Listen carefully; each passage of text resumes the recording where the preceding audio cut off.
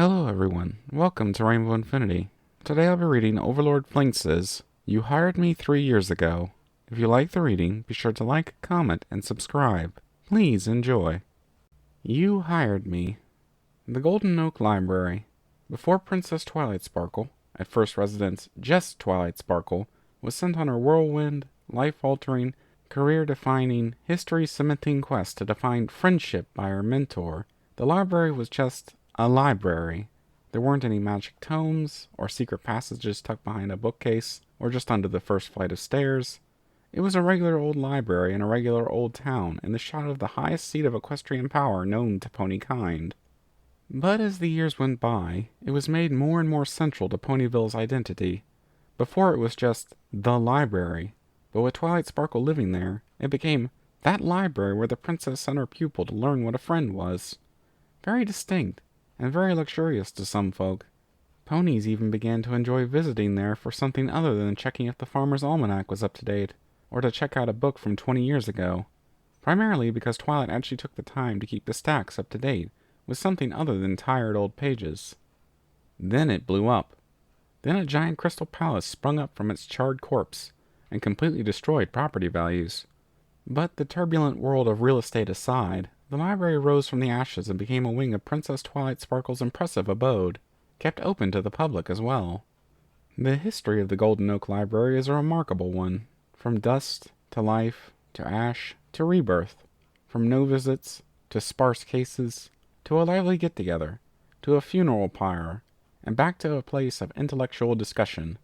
Twilight couldn't have been happier with its rich history and how she had contributed to it. Not alone, of course. Her dear assistant Spike was there every step of the way, and in time, Starlight Glimmer had joined the fold in tending to the keys and watching the annals. There were no two she could trust more with the all-important task of taking care of the library her mentor trusted her with, even if she did let it explode that one time. But nobody is really taking the time to remember that one. And while Twilight adored sharing in her wealth of knowledge for all to enjoy, the library was part of her home, and at some point her home did need to turn in for the day. Today was no exception. Twilight ushered out the few remaining lingerers to the exit so Starlight could punch their cards and mark whatever books they would be withdrawing for the evening, as was the usual rounds on a busy day.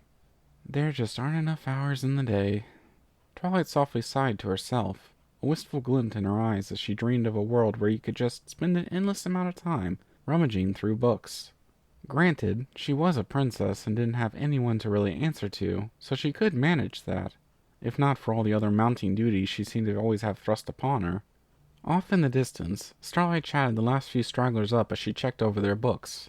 It was all murmuring to Twilight so far away, but they all seemed to be enjoying the last moments of the shift. Twilight, for her own part, scanned the back few areas of the library in the meantime. Not so much to find anyone hiding out or anything like that, but because sometimes fillies and colts like to open a few books and just leave them out when they left. Savagery, really. But what could you do besides clean up after them?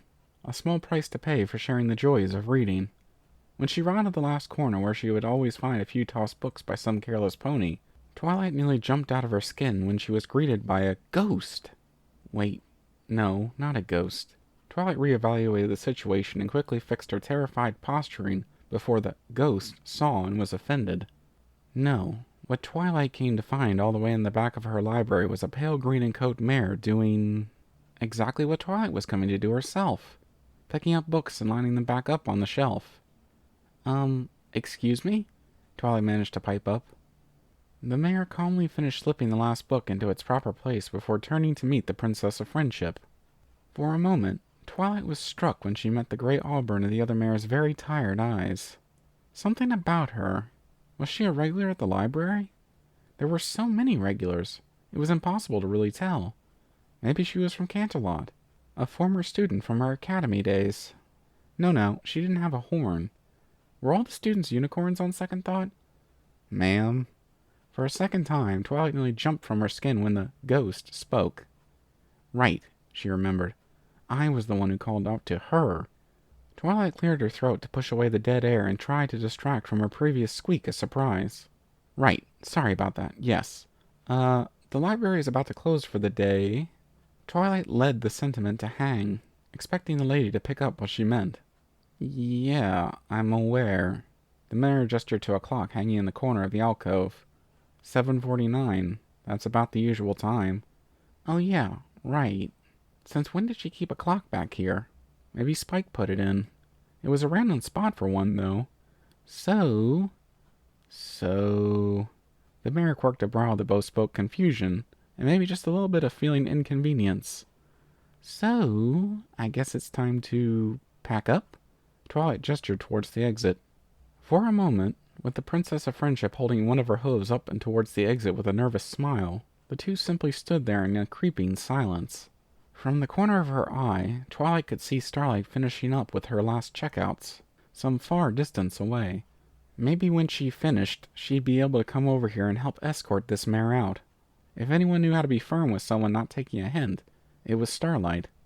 You don't know who I am, do you? The mare sighed as if this was something she was familiar with.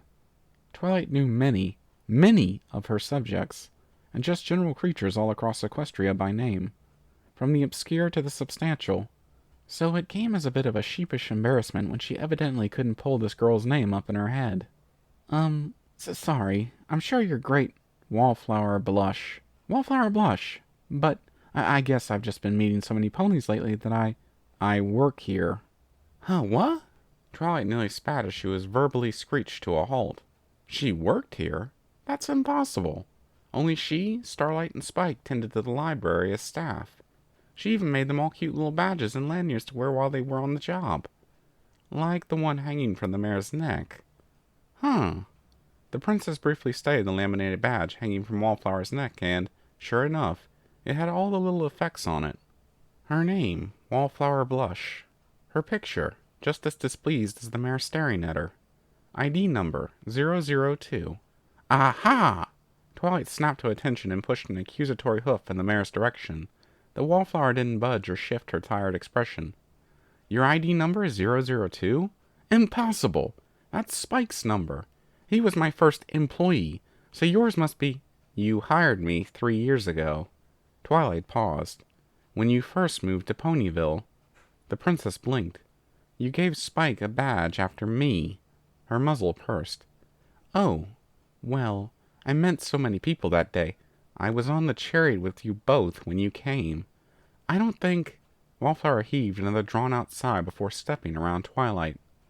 With a turn around the bookshelves, Wallflower set her attention on Starlight finishing up her own final bits of paperwork. Starlight. Her voice was barely over a casual word as she called out to Starlight Glimmer. Sure enough, despite the volume, Starlight turned to greet the mare with a brief bit of surprise, before springing to a warm smile. Hey, Wallflower, almost done with cleanup? Twilight could feel herself melting into the crystalline floor of the library, as every inch of her burned with embarrassing shame. That doesn't mean... Twilight was grasping at straws to try and save face. Twilight, you're still back here? A draconic head popped around the bookshelf as Spike rounded to check on his partner. If you're gonna sneak a book, at least wait until we close up for the night, alright? He snapped a light-hearted joke before sending his eyes on the mirror just behind him. Oh, hey, Wallflower. As the little draconic assistant slipped away to join Starlight Glimmer at the front door, Twilight remained, mouth agape and gradually turning from purple to red all over her form. It had been so long since she was this utterly mortified. However, Wallflower was the one this time to break the awkward silence between them with a feigned cough. We should both be going, before they decide to lock us in overnight. An offer of levity! Twilight took it as quickly as she could with a hearty, if forced, laugh, stepping in time to get beside Wallflower as she began to head off towards the exit. Oh, right, yes, ha ha ha, wouldn't want that, nope.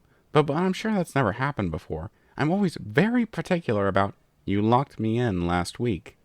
And with that, the Princess of Friendship was just never going to talk again for the rest of the night. There were only so many hooves one could fit in their mouth. And at least twice every month. You also have been spelling my name wrong on the checks. Every step they made towards the exit was another foot into the grave for Twilight. I'm just kidding. A brief, playful smile touched at Wallflower's visage, which brought a touch of comfort to Twilight. Maybe Spike should just handle the final checks for the night. And maybe the checkbook. She was the Princess of Friendship. How was she meant to remember every pony's name? You both ready to clock out for the day? Starlight greeted them both as she finished setting the lock on the door. Yeah, it wasn't a difficult clean today. The children were nice enough to not wander too far from each book's home. Wallflower's response rang with more emotion and comfort than any word she gave to Twilight. Not unwarranted, maybe. Sounds great. Something wrong, Twilight? Starlight quickly picked up on Twilight's barely restrained embarrassment as she kept her lip buttoned. Wait. Oh no. Starlight's muzzle started to wiggle into a smile as the revelation dawned on her. You thought Wallflower was a guest, didn't you? Again? Spike piped up, looking both surprised and as tired as Wallflower was when Twilight first addressed her. Again?